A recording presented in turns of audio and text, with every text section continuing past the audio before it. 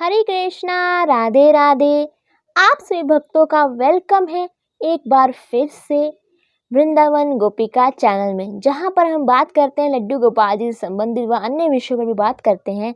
तो फ्रेंड्स, जो आज का विषय बहुत ही महत्वपूर्ण है, क्योंकि आज हम जानने वाले हैं कि जब हम ठाकुर जी के लिए भोग बनाते हैं तो भोग बनाते समय हमें कुछ बातों के बारे में पता होना चाहिए, जिससे जो हमारा भोग है वो भी शुद्ध बनेगा और हमारे गोपाल जी भी जो है प्रसन्न होंगे।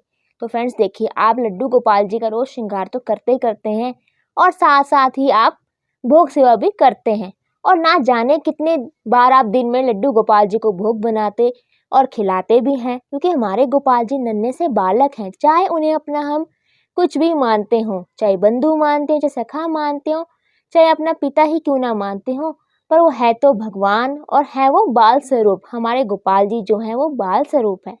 तो इसी प्रकार हमें जो है लड्डू गोपाल जी का पूरा ध्यान रखना होता है।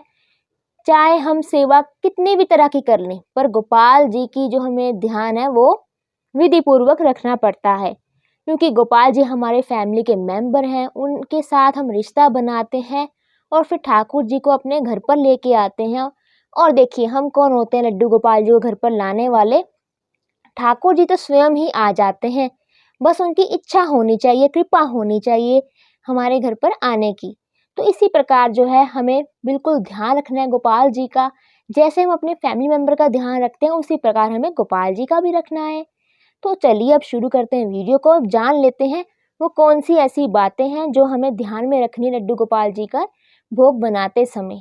तो देखिए, सर्वप्रथम आपने किस बात का ध्यान रखना है कि जब भी आप लड्डू गोपाल जी का भोग बनाएं तो इस बात का आप ध्यान रखें कि जहाँ पर भी आप लड्डू गोपाल जी का भोग बना रहे हैं वो जगह जो है स्वच्छ होनी चाहिए, शुद्ध होनी चाहिए। बिल्कुल भी इनकी गंध नहीं होना चाहिए, गंदी नहीं होनी चाहिए वो जगह।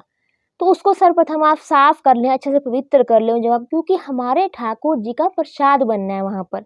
और देखिए, जो हम गोपाल जी को भोग देते हैं ना, वो कोई छोटी मोटी बात नहीं है। भोग बनाना और भोग देना वो बहुत बड़ी बात है, क्योंकि ठाकुर जी का जो भोग है वो सिर्फ भोग ही नहीं, वो प्रसाद है, महाप्रसाद है हमारे गोपाल जी का जो हम भोग बनाएंगे।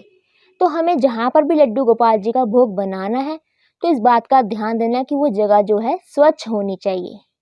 तो अब बात करते हैं कि अगर आपके घर में प्याज लहसुन का प्रयोग होता है, जैसे कि कई भक्त कहते हैं या फिर बहनें कहती हैं कि हम तो प्याज लहसुन नहीं खाते हैं, हम पूरे वैष्णव हैं, पर हमारे घर के जो अन्य मेंबर हैं वो लोग जो है प्याज लहसुन खाते हैं, वो लोग नहीं मानते हैं। वो कहते हैं कि हम नहीं रह सकते हैं बिना प्याज लहसुन की रोटी खाए बिना। तो देखिए, अगर आप लोग नहीं खाते हैं पर आपके अन्य मेंबर खाते हैं घर के प्याज लहसुन, तो आप इस बात का ध्यान दें कि आप अलग से ठाकुर जी की व्यवस्था कर लें, क्योंकि हम उनके साथ तो लड़ नहीं सकते। हम ठाकुर जी के प्रेम और भाव के लिए ही जो कुछ कर रहे हैं, क्रियाएं कर रहे हैं, सेवा कर रहे हैं, ठाकुर जी के प्रति हम भक्ति के लिए कर रहे हैं। तो हमें किसी से लड़ाई नहीं करनी है। आप ये कर सकते हैं कि ठाकुर जी की भोजन की व्यवस्था अलग कर लीजिए, जैसे कि इलेक्ट्रिक चूल्हा आता है बाजार में, वो आप ले आएं, उस पर आप ठाकुर जी का भोग बना सकते हैं। और ठाकुर जी के जो बर्तन आपने अलग से लगाने हैं। कभी भी ऐसा ना करें कि जिस बर्तन में आप बना रहे हैं ठाकुर जी का प्रसाद, उसी बर्तन में अपने लिए भी बना रहे हैं, अगर आप प्याज लहसुन खाते हैं। तो ऐसा आपने कभी भी नहीं करना है। तो इस बात का आप ध्यान रखें।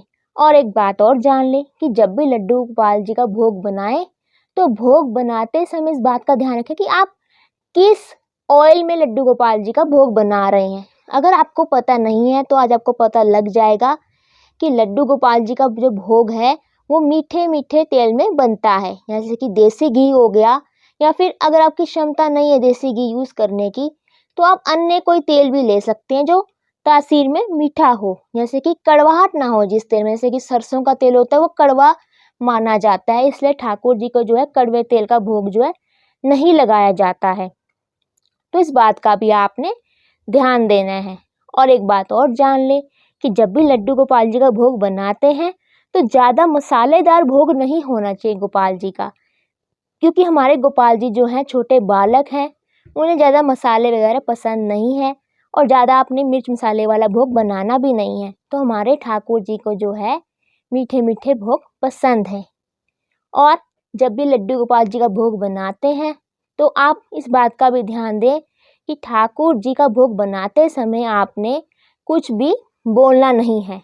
क्योंकि ऐसा क्यों कहा जाता है कि ठाकुर जी के भोग बनाते समय हमें कुछ भी बोलना नहीं होता है या कुछ भी गुनगुनाना नहीं होता है? क्योंकि ऐसा कहा जाता है कि जब हम कुछ भी चीज़ बनाते हैं और कुछ गुनगुनाते हैं तो हमारे कुछ मुँह के कण होते हैं जो उस भोजन में गिर जाते हैं। तो उससे क्या होता है, जो हम लड्डू गोपाल जी का भोग बना रहे हैं, क्योंकि बहुत सी जो बहनें उनका कई बार ऐसा रहता है कि वो भजन गाते-गाते ही लड्डू गोपाल जी का भोग बनाती हैं। तो आप गाएँ भजन, ये नहीं है कि नहीं आप गाएँ, आप अपने मन में गुनगुनाएँ। क्योंकि ऐसा कहा जाता है कि ठाकुर जी के भोग में जो है कुछ कण गिर सकते हैं हमारे मुख के, अगर हम भोजन बनाते हुए कुछ भी गाते हैं। तो इस बात का आपने ध्यान रखना है, ना ही बोलना है, ना ही आपने गाना है। आप अपने मन में ही गुनगुना सकते हैं। तो ये तो थी कुछ बातें जो हमें ध्यान रखनी होती है लड्डू गोपाल जी का भोग बनाते समय। आई होप अगर आपको मेरा वीडियो अच्छा लगा है, थोड़ा-सा भी यूज़फुल लगा है, तो इस वीडियो को लाइक कीजिए, शेयर कीजिए और मेरे चैनल को सब्सक्राइब करना ना भूलें। हरे कृष्णा, राधे राधे।